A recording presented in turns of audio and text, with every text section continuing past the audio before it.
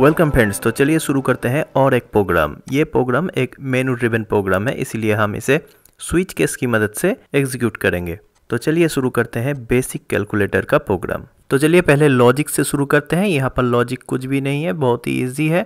सबसे पहले हम दोनों इनपुट लेंगे नंबर, उसके बाद यूजर के ओपिनियन के ऊपर डिपेंड करके एडिशन, सब्सट्रैक्शन, मल्टीप्लिकेशन, डिवीजन करेंगे। एडिशन में दोनों नंबर के बीच में एडिशन परफॉर्म किया जाएगा। सब्सट्रैक्शन में पहले वाला नंबर से दूसरे वाला नंबर को सब्सट्रैक्ट किया जाएगा।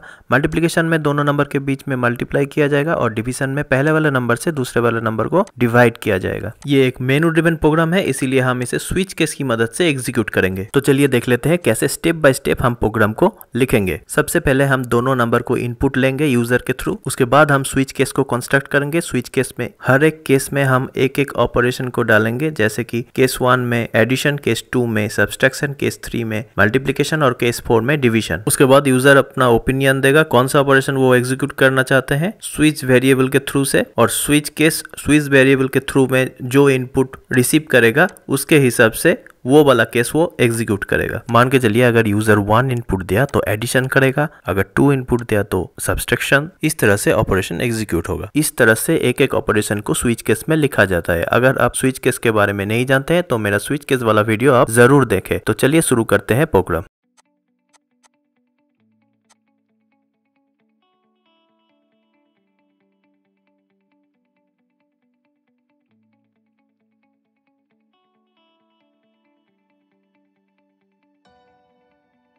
पहले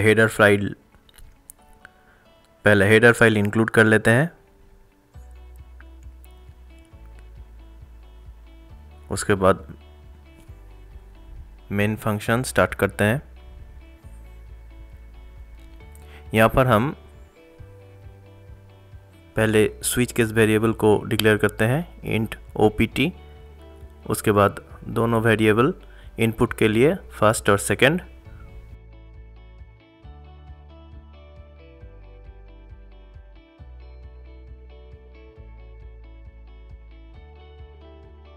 अब हम मेनू क्रिएशन कर रहे हैं प्रोग्राम के।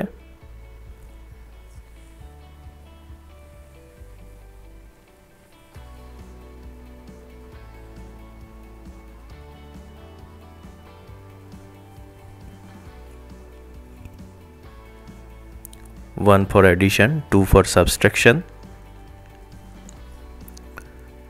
3 फॉर मल्टीप्लिकेशन,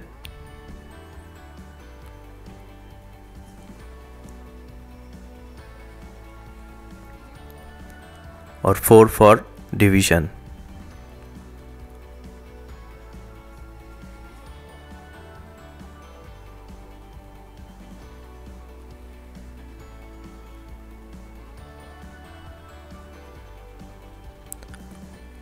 अब यूज़र को चूज़ करने के लिए कहना है चूज़ एनी ऑप्शन।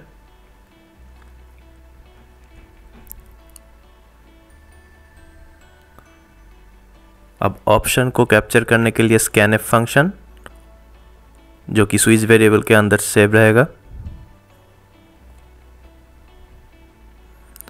अब फर्स्ट ऑपरेंड को एंटर करने के लिए, उसके बाद ऑपरेंड को कैप्चर करने के लिए स्कैनफ,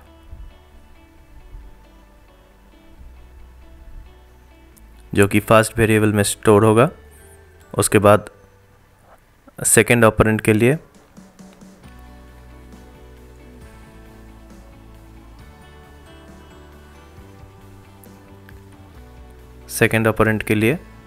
printf फंक्शन। उसके बाद सेकेंड ऑपरेंड को स्टोर करने के लिए स्कैनफ, जो कि सेकेंड वेरिएबल पर स्टोर होगा।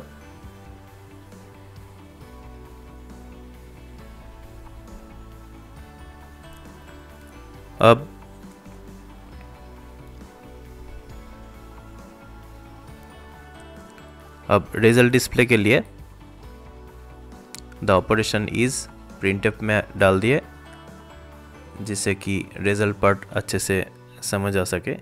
अब स्विच केस हम स्टार्ट कर रहे हैं। स्विच ब्रैकेट में स्विच वेरिएबल opt।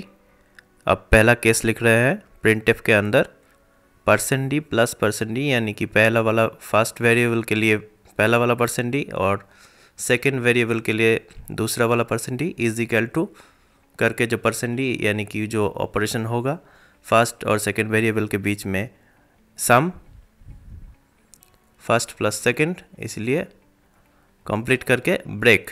उसके बाद केस 2, यहाँ पर भी एक ही फॉर्मेट पे हमें लिखना है।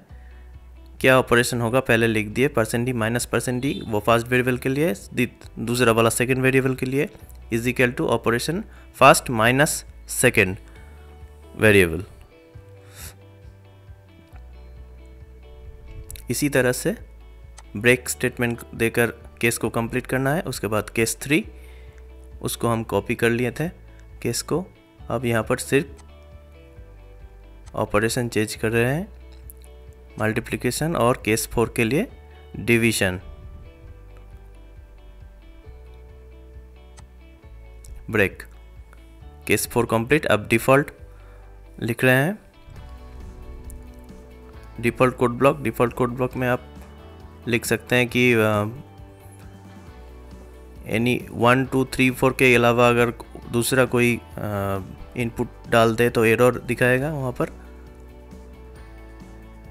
You have chosen A wrong option.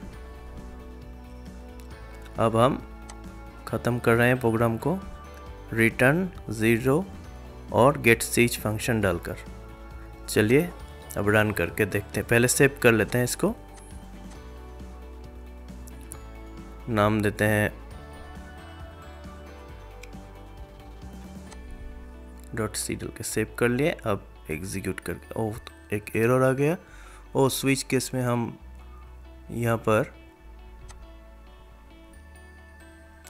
Spelling mistake कर दिए थे थोड़ा। ओके, सेव करके एग्जीक्यूट। तो ये रहा आउटपुट, 1 चूज़ किए, दोनों डिजिट डाले और ये रहा रिजल्ट।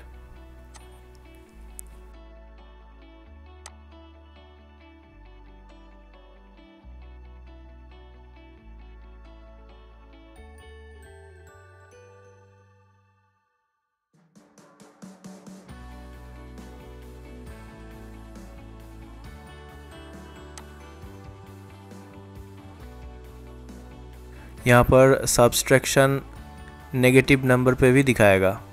आप यहाँ पर देख सकते हैं कि सब्सट्रैक्शन के रिज़ल्ट नेगेटिव पे आए हैं।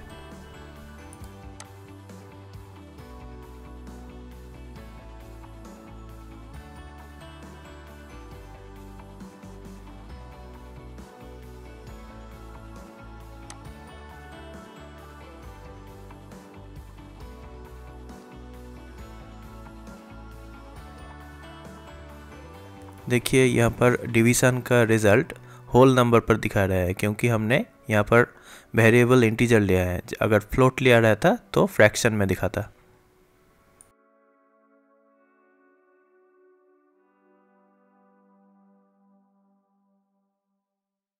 यहाँ पर हम स्विच केस में और एक चीज़ भी कर सकते हैं, जैसे कि यहाँ पर हमने एडिशन, सब्सट्रैक्शन, मल्टीप्लिकेशन और डिवीज़न के लिए हमने नंबर का इस्तेमाल किया, 1 फॉर एडिशन, 2 फॉर सब्सट्रैक्शन, इस तरह से।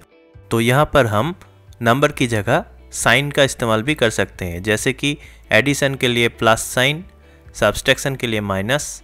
इसके लिए हमें सिर्फ जो स्विच वेरिएबल का डेटा टाइप है इसको हमें इंटीजर से कैरेक्टर करना पड़ेगा। अगर हम कैरेक्टर करते हैं तो एडिशन, सब्सट्रैक्शन, मल्टीप्लिकेशन या डिवीजन का जो ऑपरेटर है ये स्विच केस में एज ए इनपुट हम ले सकते हैं इस तरह से। तो चलिए एक बार देख लेते हैं।